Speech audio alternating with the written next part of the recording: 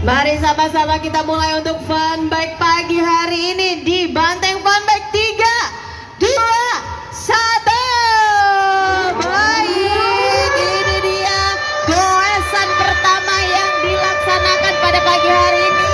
Dan tentunya sekali lagi untuk seluruh peserta fun bike tetap mengikuti protokol kesehatan ya, menjaga jarak dan gunakan maskernya. Kalau ngap boleh buka. Fun bike artinya kita mencoba membuat walaupun di tengah pandemi ini kita tetap menjaga kesehatan, menjaga badan, dan tetap sehat dengan berolahraga. Dan harapannya nanti masyarakat yang lain juga tetap menjaga kesehatan badannya melalui olahraga. Nah, ini salah satu bentuk bagaimana kami mengajak ayo walaupun pandemi kita tetap olahraga dan tetap menjaga protokol kesehatan. Ini rangkaian kegiatan Dalam rangkaian kegiatan menjadi perjuangan. Apakah Kita mendorong agar pengurus-pengurus PDI Perjuangan dia bersama masyarakat membuat komunitas ini tetap berolahraga di musim masa pandemi.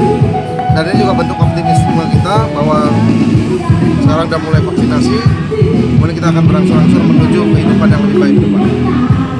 Banyak karena takutnya kan kalau tapi jadi kerumunan nanti jadi masalah lagi. Makanya kita tetap batasi, terbatas agar bisa